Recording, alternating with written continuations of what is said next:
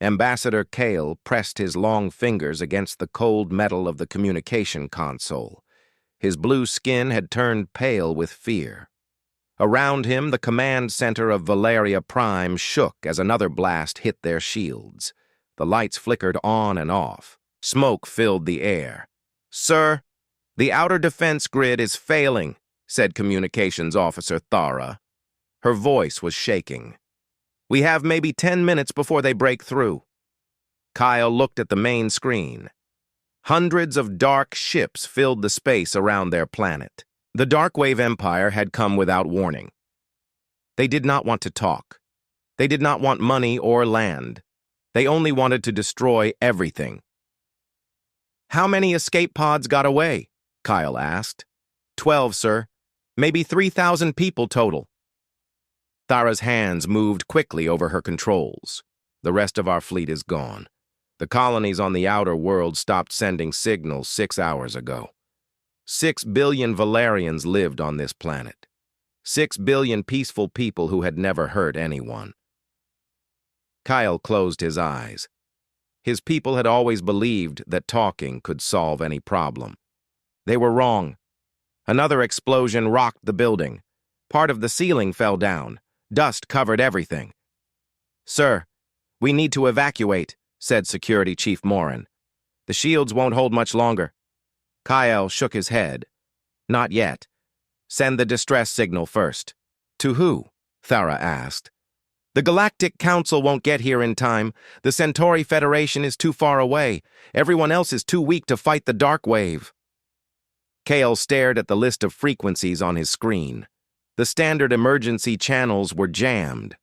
The dark wave had made sure no one could hear them scream. But there was one frequency that might work. An old one that most people had forgotten about. "Use frequency 2847.3, he said. Thara looked confused. "Sir, that's an ancient channel. No one monitors it anymore. It goes to empty space." "Not empty," Kale said. "There's a small yellow star in that direction. 3rd planet from the sun. The old surveys said there might be life there." "Sir, even if there is life, they would be primitives. What could they do against the Darkwave Empire?" The building shook again. This time, Kale heard the sound of metal tearing. The shields were breaking. "Anyone is better than no one," he said.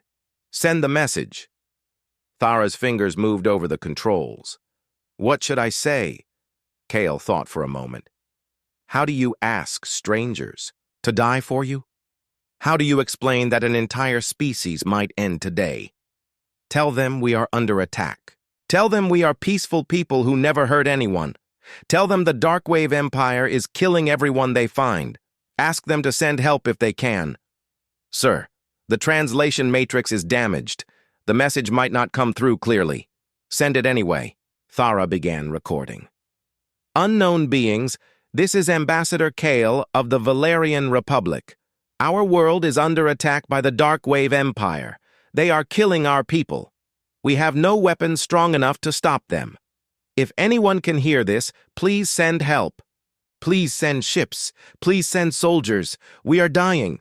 She looked at Kale. "Should I send their location and fleet strength?" "Yes. Send everything we know." The message went out into space at the speed of light. It would take years to reach its destination. Kale knew they would all be dead long before then. But maybe, just maybe, someone would hear it. Someone would remember that the Valerians had existed. The lights went out. Emergency power kicked in, casting everything in red light. Through the broken windows, Kale could see Darkwave fighters flying over the city. Buildings were on fire. People were running in the streets. "Sir, we really need to go," Morin said. Kale nodded. They had done all they could. He followed his staff toward the emergency exit. Behind them, the communication array exploded in a ball of orange flame. Far across the galaxy, the message traveled through space. It passed dead stars and empty planets. It went through asteroid fields and gas clouds. Most of the galaxy slept, not knowing that 6 billion people were about to die. The signal was weak and broken, when it finally reached a small blue and green planet. The beings there called it Earth. They were young and had only just learned to travel between their own worlds. Most galactic species thought they were too primitive to matter. Dr. Hana was working late at the Seoul Deep Space Communication Center. She liked the quiet night shift. It gave her time to search for signals from space. Other scientists looked for radio waves from intelligent aliens. Hana looked for anything unusual. Her coffee had gone cold hours ago. She was thinking about going home when her computer made a beeping sound. A new signal had come in. It was very faint and full of static. Hana put on her headphones and listened. At first, it just sounded like noise, but there was a pattern. She ran it through the translation program that she and her team had built. The program was designed to understand any language, even alien ones. Slowly, words began to appear on her screen. Unknown beings. Under attack. Darkwave Empire. Killing our people. No weapons. Send help. Send ships. Send soldiers. Dying. Hana sat back in her chair. Her hands were shaking. This could not be real. Aliens were supposed to be stories. But the signal was real. The computer said it came from a star system 1,200 light-years away. She read the message again. Somewhere in space, people were dying. They had called for help, and somehow their message had reached Earth. Hana picked up her phone. She needed to call her supervisor. She needed to call the government. She needed to call someone who could do something about this. But first, she read the message one more time. At the bottom, there were numbers, fleet positions, ship counts, technical data about weapons and shields. The aliens were not just asking for help. They were giving Earth everything they knew about their enemies. They were trusting complete strangers with their most important secrets. Hana realized that she was probably the first human to ever receive a message from aliens, and that message was a cry for help. She picked up the phone and dialed. Admiral Do-Hyun stared at the translated message on his tablet. He had read it 5 times, but it still seemed impossible. Aliens were real. They were being killed, and they had asked Earth for help. "Are we sure this is real?" he asked Dr. Hana. She sat across from him in the emergency meeting room deep under Seoul. Around the table sat the most important people in Earth's government. "Yes, sir," Hana said. "I've checked everything twice. The signal came from space. The language patterns are too complex to be fake. This is real." President Minho leaned forward. He was a small man, but his voice was strong. "How many aliens are we talking about?" 6 billion on their home planet, Hana said. "Maybe more in their colonies. The message says the attack started 3 days ago." Defense Minister Ji-won shook her head. 3 days ago? Then they're probably already dead. Space is too big. Even if we wanted to help, we couldn't get there in time. "Actually," said Captain Yuna, "we might be able to." Everyone looked at her. Yuna was young for a captain, but she was the best pilot in the Earth Navy. She had also been working on a secret project. "Explain," Admiral Do-Hyun said. "The new jump. Drives," Yuna said. "We've been testing them for 2 years. They can push a ship faster than anything we've built before. A trip that used to take 50 years might only take 6 months. 6 months is still too long, Defense Minister Ji-won said. "Not if some of them are still alive," Yuna replied. The message included technical data about the enemy, the Darkwave Empire. "They're strong, but they move slowly. They like to take their time destroying worlds. It makes people more afraid." President Minho was quiet for a long moment. "Even if we could get there, what could we do? We've never fought aliens before. We don't know how strong they are." "We know how strong we are," said Admiral Do-Hyun. "And we know we can't let 6 billion people die without trying to help." Foreign Minister Kyung-hee raised her hand. "What about the Galactic Council? Shouldn't we contact them first? This could cause problems with other alien species." "What Galactic Council?" Yuna asked. "The message says the aliens sent distress calls to everyone.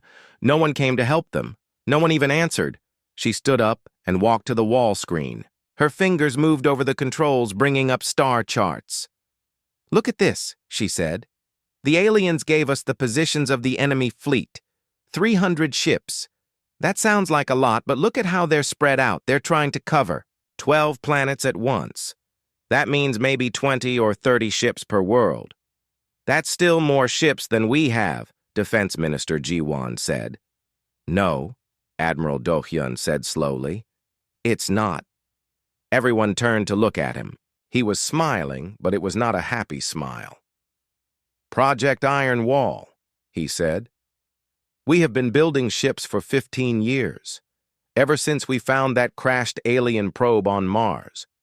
We knew someone else was out there. We knew they might not be friendly." "Captain," Yuna's eyes went wide. "You mean the hidden fleets?"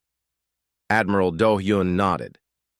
6 battle groups, 40 ships each, plus support vessels, plus the new experimental ships we've been testing.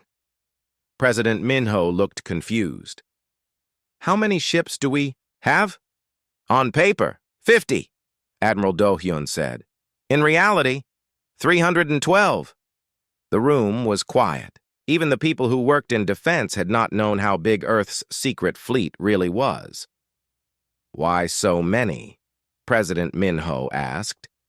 "Because we're paranoid," Admiral Do-hyun said. "Because we've read history books. Because we know what happens to peaceful species when aggressive ones find them." He stood up and began walking around the room. Every human leader for the past 100 years has asked the same question. What if aliens exist and they want to hurt us? What if they're stronger than us? What if they attack before we're ready? He stopped and looked at the message on the screen. "Well, aliens do exist. Some of them are aggressive, and right now, they're killing people who asked us for help." Defense Minister Ji-won frowned. "Even if we have enough ships, we don't know anything about space warfare. We've only fought each other." Captain Yuna laughed. It was not a happy sound. "Minister, humans have been at war for 10,000 years. We've fought with sticks and stones. We've fought with swords and guns. We've fought with planes and tanks and missiles. We know how to adapt." She turned to the star chart. "Besides, we have advantages. The aliens are fighting far from home. They're spread thin. They think they're only fighting primitive Valerians. They have no idea we exist." Fleet Admiral Tae-hyun spoke for the first time. He was the oldest person in the room and had been planning Earth's defense longer than anyone. "The real question," he said, "is not whether we can help. It's whether we should." President Minho looked at him. "Explain." "If we reveal ourselves, everything changes," Tae-hyun said. "Right now, Earth is hidden, safe. No one knows we exist. If we attack the Darkwave Empire, they'll know about us. Other aliens will know about us. We'll be part of galactic politics forever." "And if we do nothing?" Captain Yuna asked. 6 billion people die, Tae-hyun said simply. "But Earth stays safe." The room was quiet again. Everyone was thinking about the choice they had to make. President Minho stood up. "I need to talk to the otherworld leaders. This affects everyone on Earth." "Sir," Admiral Do-hyun said, "we don't have time for long debates. Every day we wait, more aliens die." "I know," President Minho said. "Give me 6 hours. I'll call an emergency session of the World Council." As the meeting ended, Captain Yuna stayed behind with Admiral Do-hyun. "Sir," she said, "what do you really think our chances are?" Admiral Do-hyun looked at the message again. "Against the Darkwave Empire? Probably good. They're bullies who pick on weak targets. They've never fought anyone who could fight back. And after that? When the rest of the galaxy knows about us?" Admiral Do-hyun was quiet for a moment. "I don't know, Captain. But I know one thing for sure." "What's that, sir?" "If we let 6 billion people die because we're afraid of what might happen to us, then we don't deserve to survive anyway." 6 hours later, President Minho called Admiral Do-hyun. "Admiral," he said, "the World Council has made its decision.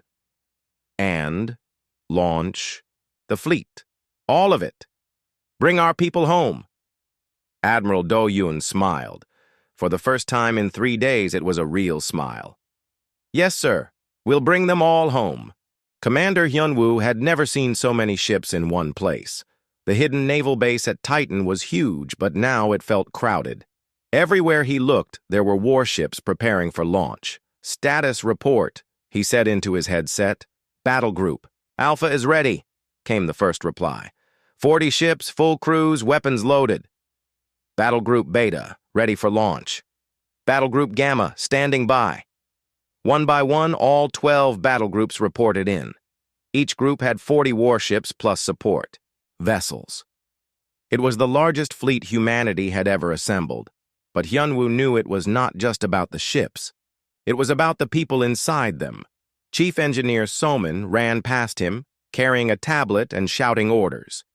She had been working for 72 hours straight, modifying ships for the long journey to Valerian space. Soman, Hyunwoo called. How are the jump drive modifications coming? She stopped and pushed her hair out of her eyes. Good. Better than good. We've increased jump range by 40%. The ships can make it to Valerian space in 4 months instead of 6. Any problems? Just one, she said. The ships weren't designed for jumps this long. We'll have to stop and refuel twice along the way. Hyunwoo nodded. Can we carry enough fuel? If we strip out non-essential equipment, yes. I've already started removing recreational facilities and extra storage. She looked around at all the ships. Commander, do you really think we can win? I think we have to try, Hyunwoo said. Across the base, Colonel Jisoo was briefing her Marines. The Terra Marines were Earth's best soldiers. They had trained for every kind of fighting imaginable. But they had never fought aliens before. Listen up, Jisoo said to the 1,000 Marines gathered in the main hangar. We're going to war, not against other humans, against aliens who like to kill innocent people. She clicked a button on her remote. A holographic image appeared showing a darkwave soldier. It was tall and covered in black armor. Its face was hidden behind a metal mask. The enemy is bigger than us, Jisoo said. Stronger than us. They have better armor and bigger guns. Some of the Marines looked worried. Jisoo smiled, but they have never fought humans before. They don't know what we're capable of. They think we're just another weak species they can push around. She clicked the button again. Now the image showed human Marines in their combat suits. We're not weak. We're not helpless. And we're very, very angry that they're killing innocent people. The Marines cheered. Jisoo raised her hand for quiet. Remember your training. Remember why we're going. And remember that 6 billion people are counting on us. In another part of the base, Dr. Yoonji was working with a team of tactical experts. They were studying everything the Valerians had told them about darkwave technology. Their shields are strong, she said, pointing at data on her screen. But they regenerate slowly. If we can hit them with sustained fire, we can break through. What about their weapons? Asked Lieutenant Commander Chan Woo. Plasma cannons. Very powerful, but they overheat quickly. If we can make them fire too fast, they'll have to stop and cool down. So we need to be fast and aggressive, Chan Woo said. Exactly. The Valerians tried to fight defensively. They tried to protect everything at once. That's why they lost. Dr. Yoonji brought up another screen showing human ship designs. Our ships are smaller and faster. We can hit them and move before they can respond. But we need to be coordinated. If we attack one at a time, they'll destroy us.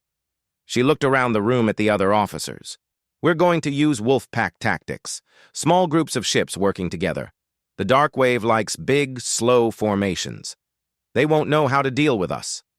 Meanwhile, Captain Wonho was dealing with a different kind of preparation. Thousands of civilian volunteers had asked to join the mission. Most were doctors, engineers, and teachers who wanted to help rebuild whatever they found. Sir, said Medical Director Bo Young, we have 300 volunteer doctors ready to go, but they're not military personnel. They don't know anything about combat. That's fine, Wonho said. Their job is to save lives, not take them. How many hospital ships do we have? 12, plus medical bays on all the warships. Wanho nodded. The Valerians would need medical help after months of war. Human doctors were the best in known space at treating trauma injuries. It was something humans had gotten very good at over the centuries. What about supplies? He asked. Food, medicine, building materials, Boyoung said.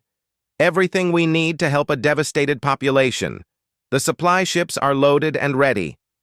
At the main command center, Fleet Admiral Tae Hyun was coordinating everything. Hundreds of officers worked at computers, tracking ship movements and supply deliveries. Admiral, said Communications Officer Min Jae, we're getting requests from other nations. They want to send ships too. How many? The European Federation has 20 ships ready. The African Union has 15. Even the Mars colonies want to contribute? Taehyun smiled. Tell them yes, this is a human mission, not just a Korean one. Within hours, more ships began arriving at Titan.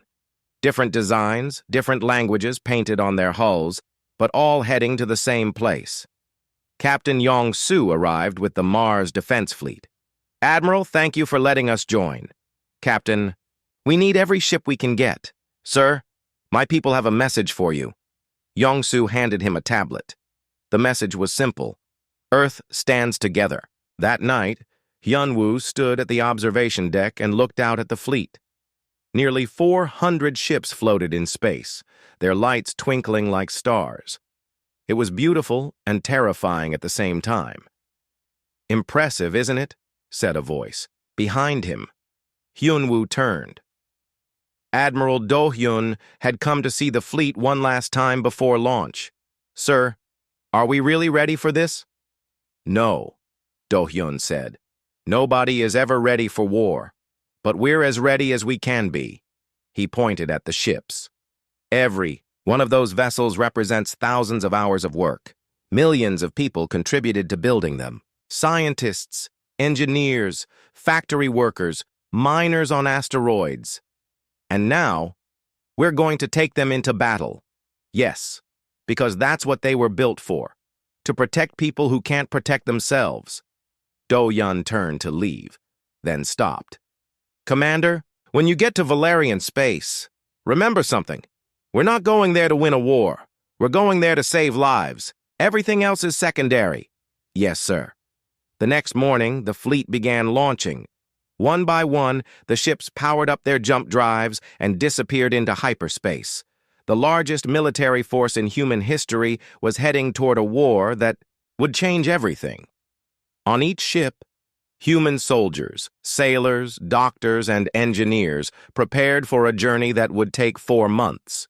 They carried with them the hopes of Earth and the determination to prove that humanity would not stand by while innocent people died. In the command ship, Seoul's Pride, Commander Hyunwoo made the final preparations for jump. His crew worked quietly and efficiently around him. All ships report ready, said Navigation Officer Hyeji. Very well, Hyunwoo said. All ships, this is Commander Hyunwoo. Today we begin a journey to help people we've never met fight an enemy we've never seen. We go because it's right. We go because we must. And we go knowing that Earth stands behind us. He paused, looking at the faces of his crew. Jump on my mark.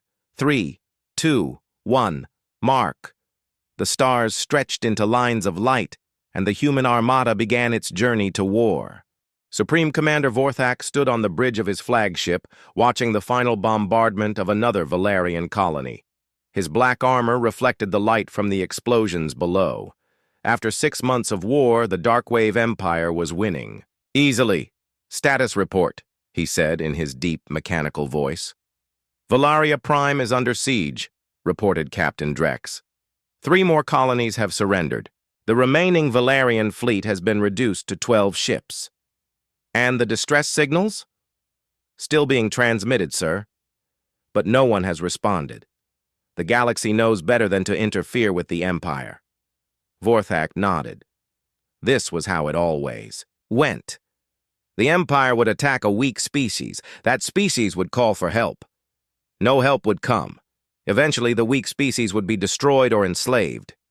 "Sir," said Communications Officer Zeth, "we're picking up some unusual transmissions.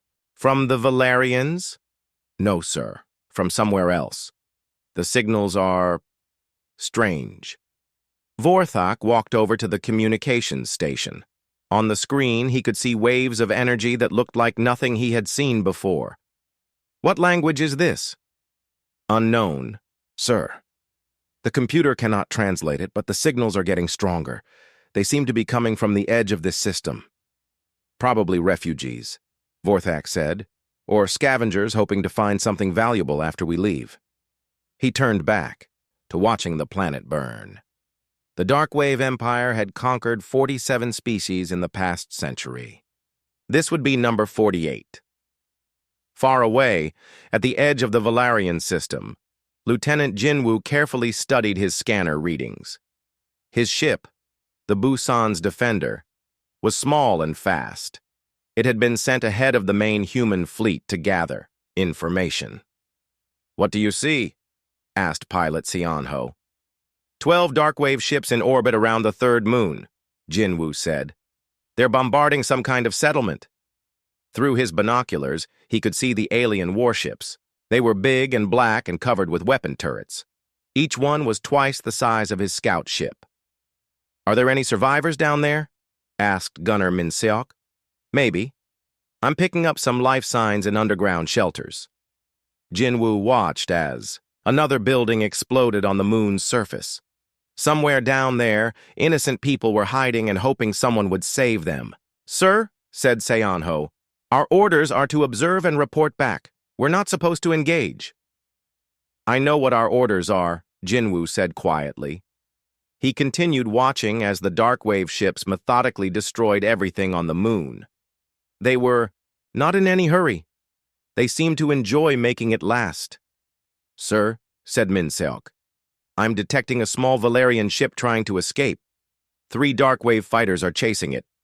On the screen, Jinwoo could see a tiny civilian transport running for its life. The Darkwave fighters were playing with it, taking shots but not trying to destroy it quickly. "How many life signs on the transport?" 43, sir. Mostly children." Jinwoo closed his eyes. 43 innocent people, mostly children, and he was supposed to just watch them die. "Sir, orders?" asked Seonho. Jinwoo opened his eyes. "Change of plans. Target the lead Darkwave fighter." "Sir, that will reveal our position." "I know. The Busan's Defender had been built for stealth, but it also had weapons. Human weapons that no alien had ever seen before." "Firing," said Minseok. A beam of coherent light lanced out from the human ship. It struck the lead Darkwave fighter and cut it in half. The alien ship exploded in a ball of fire. The other 2 fighters immediately turned toward the human ship. They had never seen weapons like that before. "Incoming missiles," reported Seonho. "Evasive maneuvers," Jinwoo said. The human ship twisted and spun through space, dodging the alien missiles. It was much faster and more agile than the enemy fighters. "Return fire," Jinwoo ordered. 2 more beams of light reached out. 2 more Darkwave ships died. The Valerian transport escaped. "Sir," said Minseok, "the Darkwave fleet around the moon is moving. They're coming to investigate." "How long until they get here?" 6 minutes. "That's enough time to save more people. Target the ships bombarding the moon." The Busan's Defender accelerated toward the moon. It was 1 small ship against 12 large ones, but Jinwoo did not care. Every minute those ships spent chasing him was a minute they were not killing civilians. "Lock on to the nearest target," he said. Locked. "Fire!" The human ship's main gun was designed to punch through the armor of other human warships. It went through the Darkwave ship's shields like they were not there. The alien ship lost power and began drifting. "Target the next ship." Before the aliens could react, another of their ships was disabled. Then another. "Sir," said Seonho, "they're finally getting organized. 9 ships are moving to surround us." "Then we don't stay still." For the next 5 minutes, The Busan's Defender danced through space around the moon. It was too fast for the big darkwave ships to hit, but its weapons were strong enough to damage them every time it fired. "Sir, we need to retreat," said Min Seok. "We're almost out of ammunition." "One more pass," Jinwoo said. "There are still people alive down there." He dove toward the moon's surface, flying between the tall buildings of the colony. The darkwave ships could not follow without risking damage to themselves. "There," said Seonho. "A group of survivors in that crater." Jinwoo could see them on his screen. 20 Valerians hiding in a bomb crater. They looked up as his ship flew overhead. "Can we land?" "Not safely, but I can hover." The human ship stopped moving and opened its cargo bay.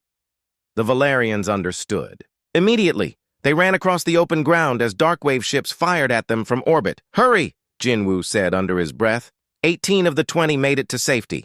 The cargo bay closed just as a plasma bolt hit the ground where they had been standing. "Go, go, go!" Jinwoo said.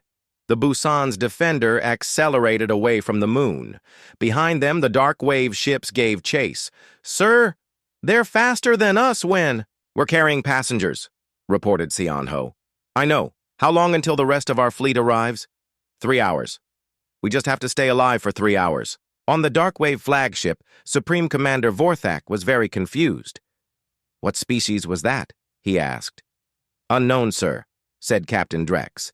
"The ship design is unlike anything in our database." "And their weapons?" "Some kind of focused energy beam, more powerful than anything we've seen from the Valerians." Vorthak studied the tactical display. One small ship had disabled 4 of his vessels and rescued alien civilians. No one had ever done that before. "Sir," said Communications Officer Zeth, "we're detecting more ships approaching the system. Lots of them." "How many?" "The computer is still counting, sir. At least 300, maybe more." Vorthak felt something he had never felt before. Fear. "What species are they?" "The same as the scout ship, sir." "But, sir, these readings don't make sense." "Explain." "The lead ships are enormous, bigger than our dreadnoughts, and there are so many of them." On the screen, dots of light began appearing, at the edge of the system. More and more of them, until the display was filled with contacts. "Sir," said Drex, "whoever they are, they're coming straight for us." Vorthak looked at the display for a long moment. In 6 months of war, no one had challenged the Darkwave Empire. Now an unknown species was approaching with the largest fleet he had ever seen. "Send a message to Imperial Command," he said. "Tell them we may need reinforcements." "What should we do about the approaching fleet?" Vorthak smiled behind his mask. He had been fighting for 30 years. He had never lost a battle. "We destroy them," he said. "All of them." But deep inside, Vorthak wondered if this time might be different. No species had ever sent so many ships to help strangers. What kind of beings were these humans? He was about to find out. Captain Sohee watched through her ship's view screen as Valaria Prime burned. The beautiful blue planet was covered in dark smoke clouds. Explosions flashed like lightning across the surface. Around the planet, hundreds of dark-wave ships continued their bombardment. "My God," whispered her communications officer, "how many people are down there?" 4 billion, Sohee said quietly. "Maybe more." She stood on the bridge of the battleship Incheon's Fury, part of Admiral Daehyun's advance fleet. They had arrived at Valeria Prime 6 hours ago to find the planet under siege. "Captain," said her tactical officer, Lieutenant Dongjun, "the Darkwave fleet is much larger than we expected. I count 800 ships. How many do we have?" 60 ships in our advance group. The main fleet won't arrive for another day." Sohee nodded. Those were not good odds. But every minute they waited, more civilians died. "Signal from Admiral Daehyun," reported Communications Officer Sun Woo. "Put him on screen." Admiral Daehyun's weathered face appeared on the main display. Behind him, Sohee could see the busy bridge of his flagship. All ships, this is Admiral Dae-hyun. I know we're outnumbered. I know the smart thing would be to wait for the main fleet. But people are dying down there right now. He paused, looking directly at the camera. We didn't come all this way to be smart. We came to save lives. All ships, prepare for attack. Target the ships closest to the planet. Sohee felt her heart racing. She had trained for space combat her entire career, but never against real enemies. Never with so much at stake. Tactical. Lock onto the nearest darkwave battleship, she ordered. Locked, Captain! Fire! The Incheon's fury shuddered as its main guns fired. Streams of energy reached across space and struck the alien ship. Its shields flared and held, but barely. Around her, 59 other human ships opened fire at the same time. The Darkwave fleet had been spread out around the planet, focused on bombardment. They were not ready for a coordinated attack. Direct. Hit! Reported Dongjun. Enemy ship's shields are down! Fire again. This time, the energy beams punched through the Darkwave ship's armor. The alien vessel exploded in a brilliant flash. Captain, said Sunwoo, the enemy fleet is responding. They're moving to engage us. On the tactical display, Sohee could see the Darkwave ships turning away from the planet. Good. Every ship that was shooting at humans was not shooting at civilians. All ships, Wolfpack formation, came Admiral Dae-hyun's voice over the comm. Small groups, hit and run, don't let them surround you. The human fleet split into groups of 5 ships each. Sohee found herself leading one group, including 2 destroyers and 2 frigates. Target that cruiser, she said, pointing at a Darkwave ship that was trying to get behind them. The 5 human ships attacked together. Their combined fire was 2, much for the alien cruiser. It died quickly, but the Darkwave Empire was fighting back. A human destroyer took a direct hit from a plasma cannon and lost its main engines. 2 frigates were badly damaged trying to rescue survivors. Captain, said Dongjun, we're taking casualties. 3 ships destroyed, 7 damaged. Sohee gritted her teeth. They were winning individual fights, but the enemy had too many ships. Then, something changed. New contacts, reported Sunwoo. Lots of them. It's the main human fleet. Admiral Minji's voice filled the comm channels. This is Admiral Minji with the 1st Battle Fleet.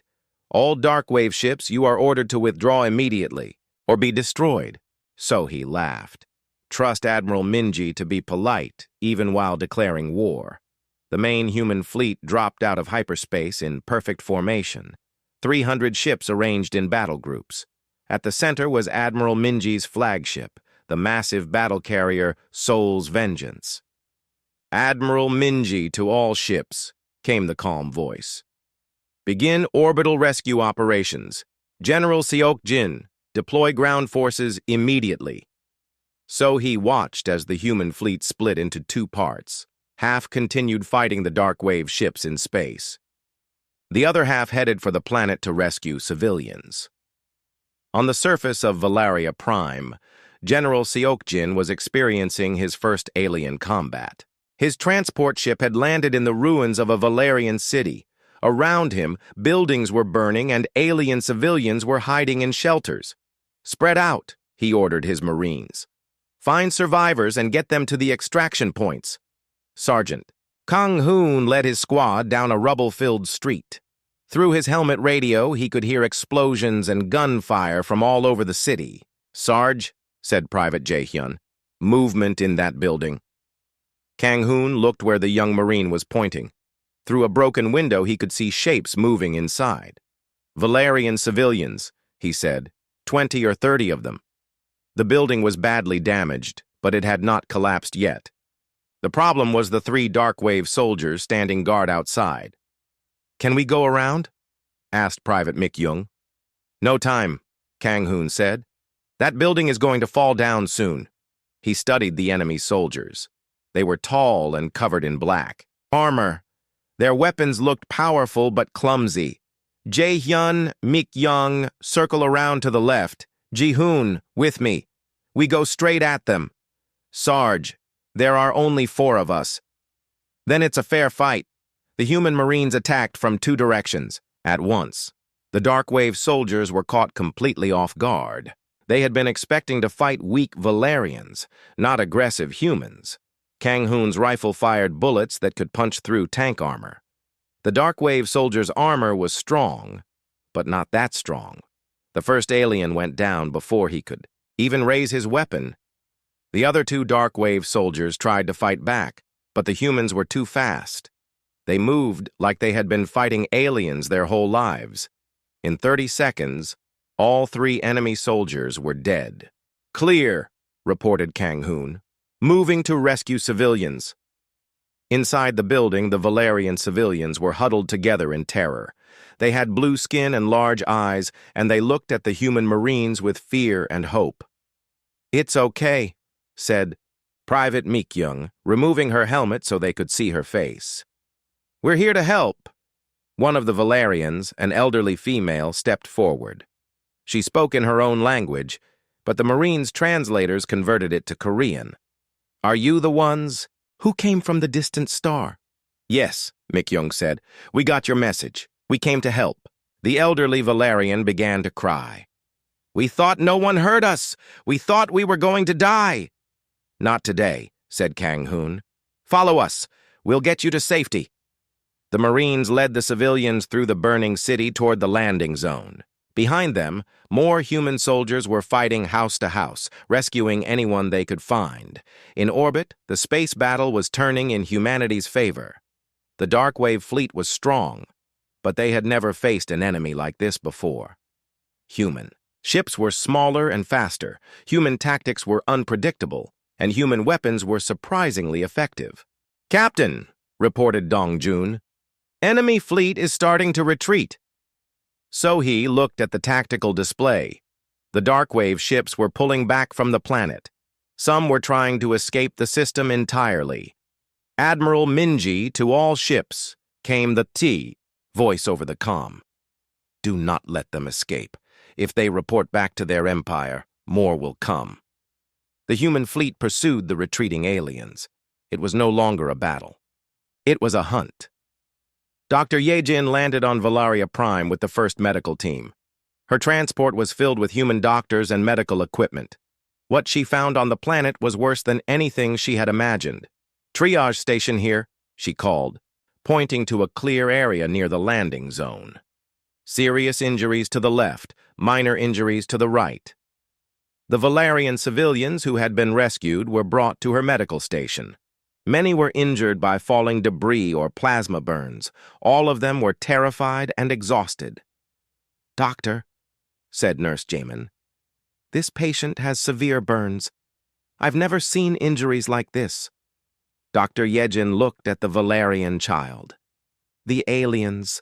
Blueskin was badly burned by Darkwave weapons, but human medical technology was very advanced. "Start a tissue regeneration treatment," she said. "Use Protocol 7. "Doctor, we don't know if human medicine will work on aliens. Only one way, to find out." For the next 6 hours, Dr. Yejin and her team worked to save as many Valerian civilians as possible. They discovered that human medicine worked very well on alien patients, better than the Valerians' own medical technology. As the sun set over the damaged city, General Seokjin made his report to Admiral Minji. "Ma'am, we've rescued approximately 2 million civilians from the capital city alone. Estimates suggest 3 million more are hiding in other cities." Casualties? Light, 43. Wounded, 12 killed. The enemy was not prepared for ground combat against human forces. Admiral Minji nodded. The space battle was almost over. Most of the Darkwave fleet had been destroyed or driven off. The survivors would carry word of humanity back to their empire. "General, continue rescue operations. I want every Valerian civilian found and protected." "Yes, ma'am." "What about the enemy fleet?" Admiral Minji looked at the tactical display. A few Darkwave ships were still trying to escape the system. "We hunt them down," she said. "All of them." She opened a channel to the entire human fleet. "All ships. This is Admiral Minji. Today we saved 4 billion innocent people. Today we showed the galaxy that humanity will not stand by while others suffer. But this is just the beginning." She paused, looking at the image of the burning planet. Darkwave Empire thinks they can terrorize peaceful species. They're wrong. We're going to make sure they never hurt anyone again. Fleet Admiral Cheon stood in the war room aboard her flagship, studying the holographic map of known space. Red dots marked Darkwave Empire territory. Blue dots showed liberated Valerian worlds. And now, green dots showed where human fleets were positioned. Admiral, said Intelligence Officer Dongmin, we've intercepted more Darkwave communications. They're calling for reinforcements from their core worlds. How long until those reinforcements arrive? 3 months minimum. But ma'am, they're not just sending more ships. They're evacuating their frontier colonies. Cheon smiled coldly. They're afraid. Yes, ma'am. Our attack on Valeria Prime shocked them. They've never lost an entire fleet before. 3 weeks had passed since the liberation of Valeria Prime. In that time, human forces had freed 6 more Valerian colonies and destroyed every Darkwave ship they encountered. But Cheon knew this was just the beginning. Status of our forces? All battle groups are operational. Casualties have been light. The medical teams report that human medicine works very well on Valerian physiology. We've saved almost all the civilian casualties, and our supply lines? Secure. The Valerians are helping however they can. They've offered to build supply stations and repair facilities. Cheon nodded. The Valerians were grateful, but they were also terrified of what humanity was capable of. They had watched human soldiers fight with an intensity that no other species possessed. Ma'am, said her aide, Commander Sungjae, Ambassador Kyle is requesting another meeting. Send him in. A few moments later, the Valerian ambassador entered the war room. Kyle looked much better than when they had first rescued him from the ruins of his government building. His blue skin had regained its color, and his large eyes no longer showed the constant fear that had haunted him during the siege. Admiral Cheon, he said in accented but clear Korean, my government wishes to thank you again for saving our people. No thanks necessary, Ambassador. We did what any decent species would do. Kyle's expression became troubled. Admiral, that is what I wanted to discuss with you. The Galactic Council has finally responded to our situation. Oh, and what did they say? They are concerned about human military actions. They say you are being too aggressive. Cheon laughed. It was not a pleasant sound. Too aggressive? We're fighting an empire that was committing genocide. They understand that. But they say the proper response should have been economic sanctions and diplomatic protests, not military action. Economic sanctions? Cheon said. Ambassador, how do you negotiate with someone who is trying to exterminate your entire species? I agree with you completely, Kale said quickly. But the Council fears that human military power will upset the balance of galactic politics. Cheon walked over to the holographic map. She pointed at the red dots marking Darkwave territory. Ambassador, see these red areas? These represent 47 different species that the Darkwave Empire has conquered or destroyed. Where was the Galactic Council when those species called for help? Kale looked down. They said military intervention was too dangerous, that it would only make things worse. And now? Now they want to negotiate a ceasefire. They say humans should stop attacking Darkwave territory and let diplomats handle the situation. Cheon turned to face the Valerian diplomat. Her expression was cold as space. Ambassador, please send this message to the Galactic Council. Humanity does not recognize their authority over our military operations. We will continue to fight the Darkwave Empire until they surrender unconditionally or are completely destroyed. Admiral, they might declare humans to be a threat to galactic peace. Let them try. Cheon activated her communicator. Colonel, Baekhyun, report to the war room immediately. A few minutes later, Colonel Baekhyun arrived. He was the commander of Human Special Operations Forces. His black uniform showed no rank insignia, and his face showed no emotion. Admiral, you requested my presence? Colonel, I want you to begin Operation Deep Strike. Target all darkwave military installations within 50 light years of here. All of them, ma'am. All of them. Use whatever force is necessary. Baekhyun nodded. It will be done. After he left, Ambassador Kyle looked nervous. Admiral, what is Operation Deep Strike? You don't want to know, Ambassador. On the other side of the galaxy, Captain Neon sat in a dark room aboard the stealth ship Soul's Shadow. Around her, intelligence specialists worked at computer terminals, analyzing intercepted darkwave communications. Captain, said analyst Kyungmin, we've broken their command codes. We can monitor all military communications in this sector. Excellent. What are they saying? They're terrified, ma'am. The Darkwave High Command is arguing about whether to keep fighting or to abandon the frontier entirely. And their fleet dispositions? Spread thin. They're trying to protect too many places at once. Classic mistake. Neon studied the data on her screen. The Darkwave Empire controlled a huge area of space, but most of their ships were defending their home worlds. The frontier was nearly defenseless. Send this information to Admiral Cheon immediately. Tell her the enemy is vulnerable. Yes, ma'am. Neon smiled.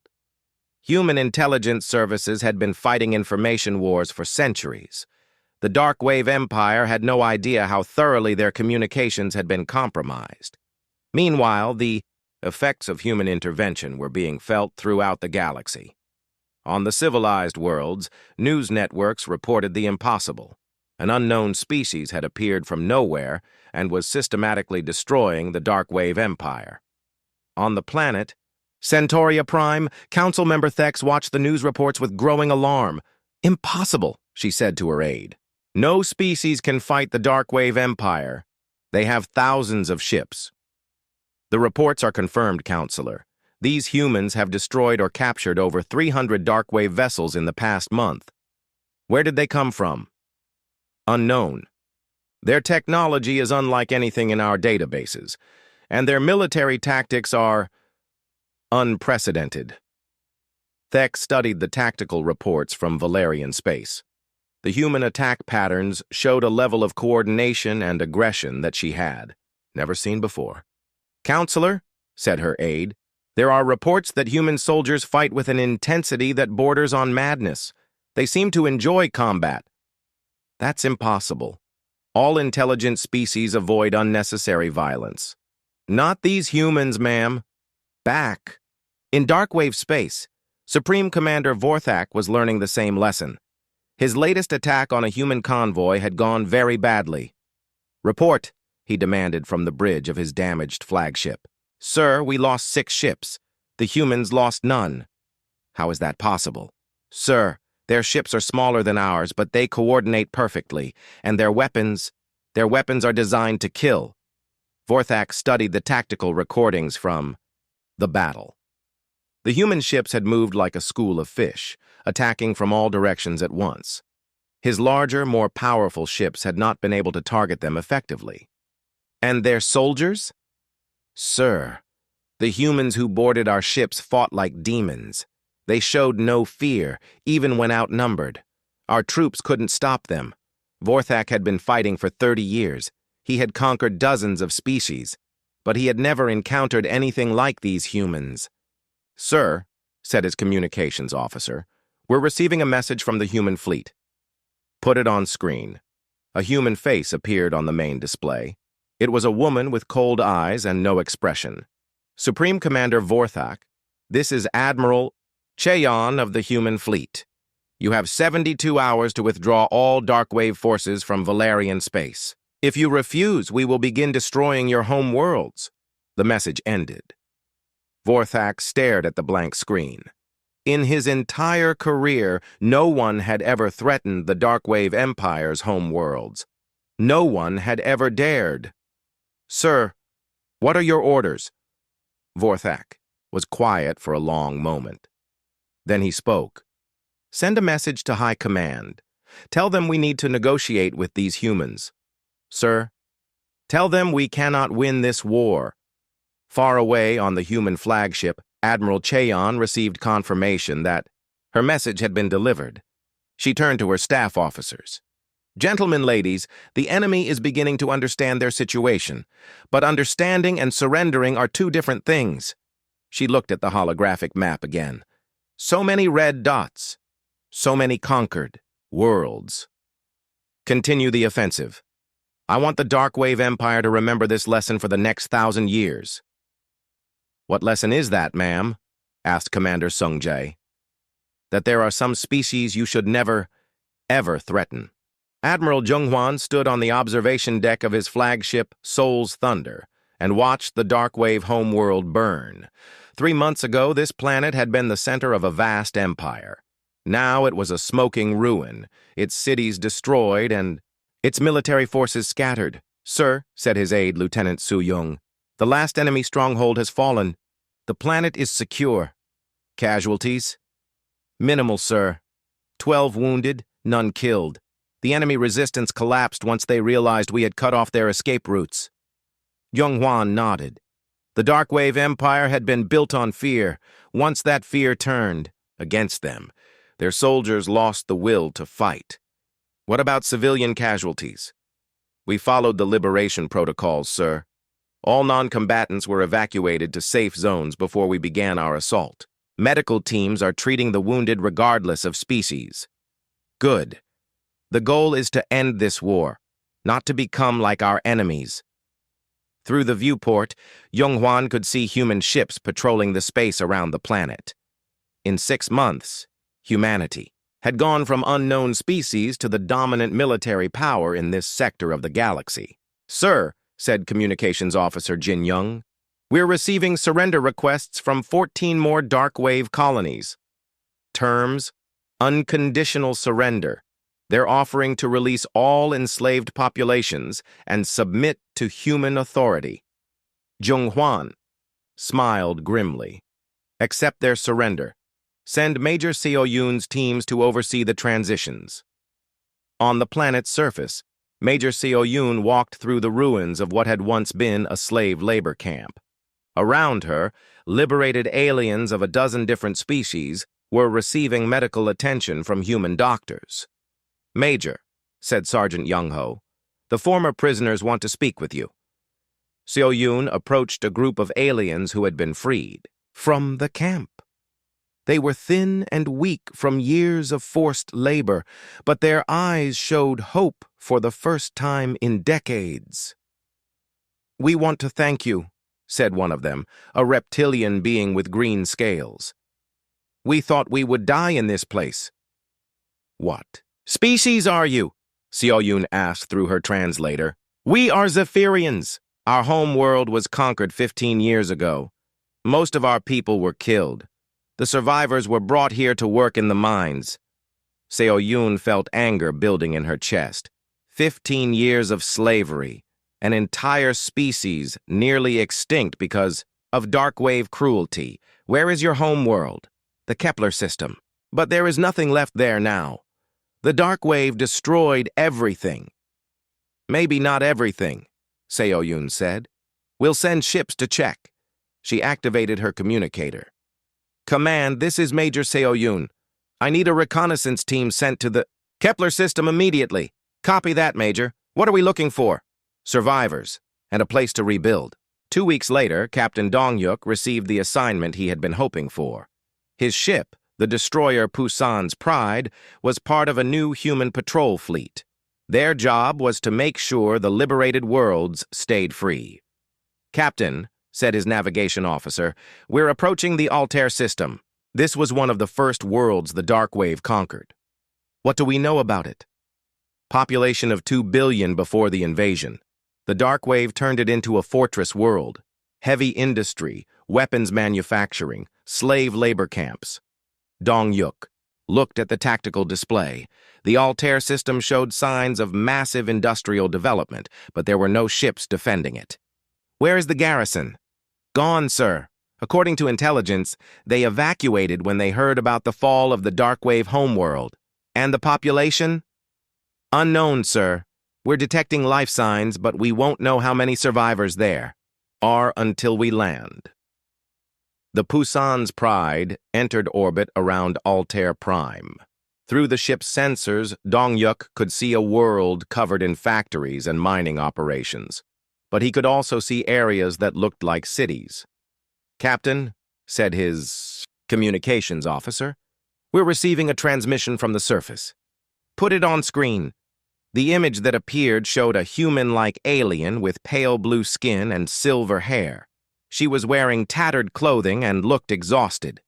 "Unknown ship. This is Elder Myra of the Altarian people. Are you here to help us or hurt us?" "This is Captain Dong-yuk of the Human Navy. We're here to help. The Darkwave Empire has been defeated." The alien's eyes filled with tears. "Defeated? Truly?" "Yes. You're free now. How many of you are there?" "How many what?" "How many humans? How big is your empire? You must be very powerful to defeat the Darkwave." Dong-yuk thought about how to answer that question. The truth was that humanity controlled only a few dozen star systems, but those systems had produced the largest fleet anyone had ever seen. "We're not an empire," he said finally. "We're just people who couldn't stand by while others were being hurt." The alien stared at him for a long moment. "You traveled across the galaxy to help strangers?" "Yes." "Why?" "Because it was the right thing to do." Meanwhile, Engineer Commander Hyejin was working on a different kind of problem. Her job was to help rebuild the devastated worlds that had been liberated from Darkwave control. "The situation is bad," she reported to Admiral Jung-hwan during their weekly conference call. "Most of these worlds have been strip-mined. The ecosystem is damaged. It will take decades to restore them. What do you need? More engineering ships, more terraforming equipment, and more time. Time we have. The war is essentially over. What about the refugee situation?" "That's more complicated," Hyejin said. "We've liberated over 40 different species. Many of them have no homeworlds to return to. They're asking if they can settle in human space. What's your recommendation?" "Let them come. Earth has plenty of room, and the colonies can always use more people. Besides, most of these species have skills we can use. Any security concerns? None. These people have been enslaved for years or decades. They're grateful to be free. If anything, they're more loyal to humanity than some humans are." Jung-hwan considered this. In 6 months, humanity had gone from being unknown to being responsible for the welfare of billions of alien refugees. Approved. Set up refugee processing centers in the Sol system. On Earth, President Minho was dealing with the political consequences of humanity's military success. The Galactic Council had sent ambassadors demanding that humans withdraw from all occupied territories. "Mr. President," said Ambassador Zarion, a tall, thin alien with gray skin, "the Council is concerned about human expansion. You have conquered more territory in 6 months than most species control in their entire history." "We haven't conquered anything," Minho replied. "We liberated enslaved populations. But you continue to occupy those worlds. Because the people, they're asked us to stay. They're afraid the Darkwave Empire will return if we leave. The Council can provide protection. Where was the Council when these people were being enslaved? Where was the Council when 6 billion Valerians were about to die?" Ambassador Zarion looked uncomfortable. "The Council prefers diplomatic solutions. And when diplomacy fails, economic sanctions, trade embargoes, isolation, none of which would have saved a single life on Valeria Prime." The alien ambassador was quiet for a moment. "Mr. President, the Council fears that humans are too aggressive. Your military culture is unlike anything we have seen before." "Ambassador, let me explain something about human culture. We believe that some things are worth fighting for. Freedom is one of them. The right to exist is another. If that makes us aggressive, then we're proud to be aggressive. But surely you understand that military force should be a last resort. It was a last resort. Diplomacy had 47 chances to work. It failed every time." President Minho stood. up and walked to the window of his office. Outside, he could see human and alien children playing together in the park. Ambassador, humanity has no interest in conquering the galaxy. We just want to make sure that what happened to the Valerians never happens again. And how do you plan to do that? By making it clear that there are consequences for genocide. That night, the last Darkwave fleet made its final transmission to human forces. Emperor Malthus, the ruler of what had once been a vast empire, appeared on screens throughout human space. "Humans," he said, his voice filled with defeat. "The Darkwave Empire formally surrenders. We will release all remaining prisoners. We will withdraw from all conquered territories. We ask only that you spare the lives of our civilian population." Admiral Cheon was the one who responded. "Emperor Malthus, your surrender is accepted, but there will be conditions. All Darkwave military forces will be disbanded. All war criminals will be surrendered for trial. Your government will pay reparations to the species you enslaved. And if we refuse, then we will continue this war until your empire no longer exists." Emperor Malthus was quiet for a long moment. "We accept your terms." "Good. You have 72 hours to begin compliance." The transmission ended. Admiral Cheon turned to her staff officers. "Gentlemen, ladies, the war is over. Now the real work begins." "What work is that, ma'am?" asked Commander Sungjae, "making sure this never happens again." Ambassador Kael stood before the Grand Assembly of the Galactic Council for the first time in over a year. The last time he had been here, he was begging for help to save his dying people. Now, he was here to introduce the species that had saved them. "Honored counselors," he said, his voice carrying clearly through the vast chamber. "1 year ago, I came before this assembly asking for help. The Darkwave Empire was destroying my people. 6 billion Valerians were about to die." The chamber was silent. Every alien representative remembered that day. They also remembered their decision to do nothing. "You told me that military intervention was too dangerous, that diplomatic pressure would be more effective, that economic sanctions would eventually force the Darkwave Empire to stop."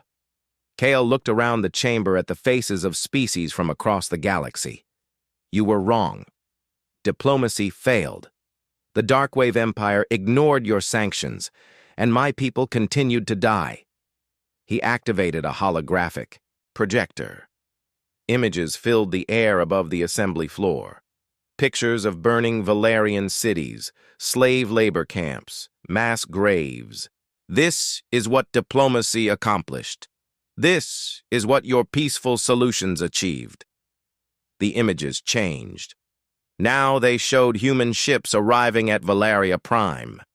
Human soldiers fighting to save civilians. Human doctors treating alien wounded.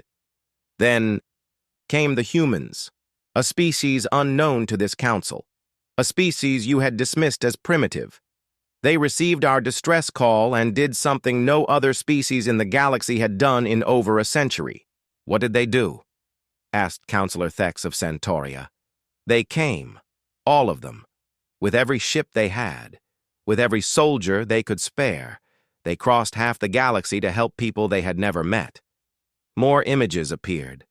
The liberation of Valeria Prime, the rescue of enslaved populations throughout Darkwave space, the surrender of Emperor Malthus. In 6 months, humanity accomplished what this council could not do in 47 attempts. They ended the Darkwave Empire. The chamber erupted in voices. Some aliens were impressed, others were frightened, all of them were confused. "Order," called the council speaker. "Ambassador Kael, please continue."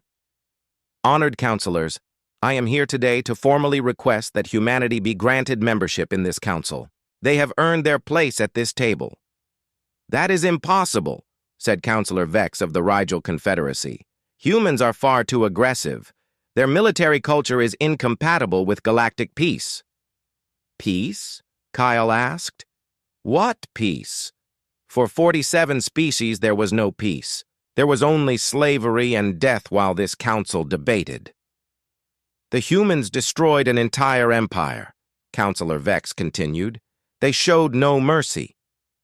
They showed mercy to every civilian population they liberated. They showed mercy to every former slave they freed. They showed mercy to the Darkwave civilians when their own government would not surrender. Kale looked directly at Counselor Vex. The only beings they showed no mercy to were those who chose to continue fighting while innocent. People died. At that moment, the chamber doors opened. Admiral Gaon entered wearing her dress uniform. She was the first human ever to address the Galactic Council. "Honored counselors," she said, her voice calm and confident.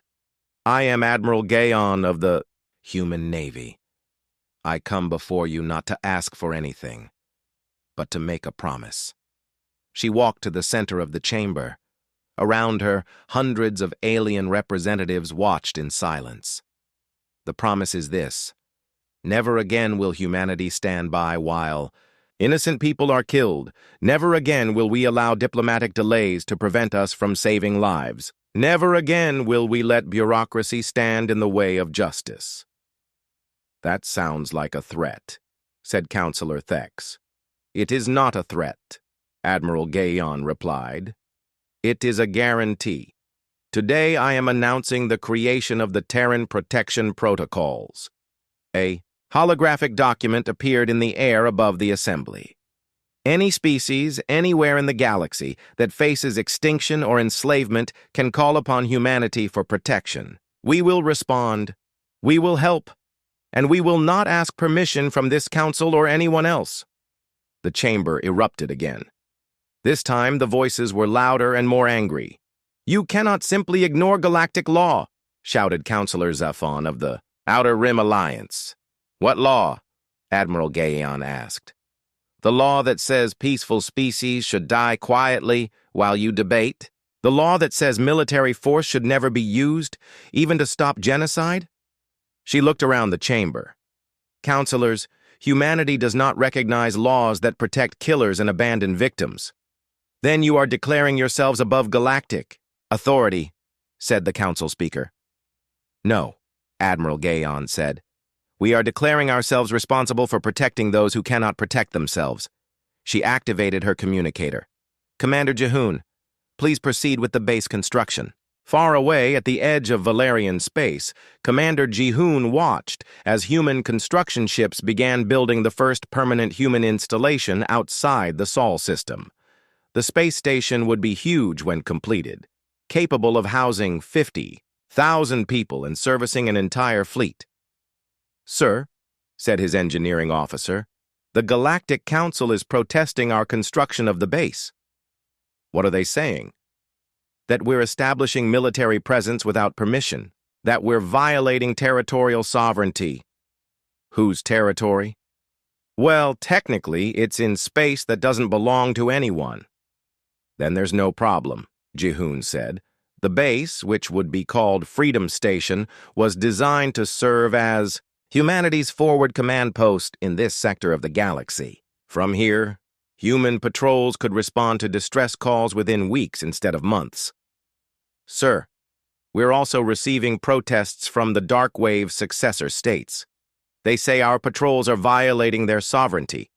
Are we entering their space?" "No." "Sir, we're patrolling the border regions where refugees are still escaping." "Then they have nothing to complain about." Jihoon looked out at the construction work.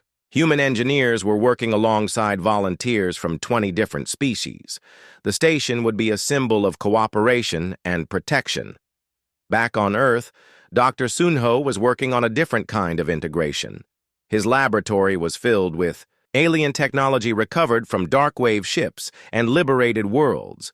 The goal was to combine the best of human and alien science. "The results are remarkable," he reported to the Human Science Council. "Alien medical technology combined with human surgical techniques has reduced treatment times by 60%. Alien power generation systems integrated with human engineering have increased energy efficiency by 40%. "Any problems with the integration?" asked Dr. Hana, who had first received the Valerian distress call. Just one. The aliens are amazed by how quickly humans adapt their technology. What takes other species years to understand, humans figure out in weeks. Is that bad? Not bad, just intimidating to them. Dr. Sunho pulled up a holographic display showing the new hybrid technologies. We've created medical scanners that can diagnose any known species, power cores that can run a city for a century, communication systems that can translate any language, instantly. And weapons? Those too. Though we've agreed not to share weapons technology with other species until we're sure they won't use it against civilians. 3 months later, the first test of the Terran protection protocols came. A small, peaceful species called the Minari sent a distress call to Earth. They were being invaded by pirates who were demanding tribute in exchange for not destroying their cities. Admiral Guyon received the message while she was visiting Freedom Station. "How long to get a response fleet there?" she asked Commander Jahoon. 6 days, ma'am." "Too long. Those people need help now." "Ma'am, we do have the Rapid Response Squadron here at the station." Admiral Guyon smiled. "Then let's give them something to respond to." The Human Rapid Response Squadron consisted of 12 fast attack ships. They were designed for exactly this kind of situation. 6 hours after receiving the distress call, they were already jumping to hyperspace. When they arrived at the Minari homeworld, they found 8 pirate ships bombarding the planet's surface. "This is Captain Yejin of the Human Navy," came the transmission to the pirate fleet. "You are ordered to cease your attack and withdraw immediately," the pirate commander laughed. "Humans? We've never heard of you. This is none of your business. You're attacking innocent people. That makes it our business. 8 ships against 12? You're outnumbered. Withdraw or we'll destroy you." Captain Yejin's response was to open fire. The pirate ships were larger than the human vessels, but they were designed for attacking helpless civilians, not fighting real warships. The battle lasted less than 10 minutes. 7 pirate ships were destroyed. The 8th managed to escape, badly damaged. "Minari government, this is Captain Yejin. The pirate threat has been eliminated. Do you require assistance with damage repair?" "Captain Yejin," came the amazed reply. "How did you get here so quickly? We only sent the distress call yesterday. We're fast learners when it comes to helping people." News of the rapid response to the Minari situation spread throughout the galaxy. Within weeks, 12 more species had requested inclusion in the Terran protection protocols. On the Galactic Council's home world, emergency sessions were being held daily. "The humans are ignoring all of our protests," reported Counselor Thex. "They've established 17 patrol bases and signed protection agreements with 31 species.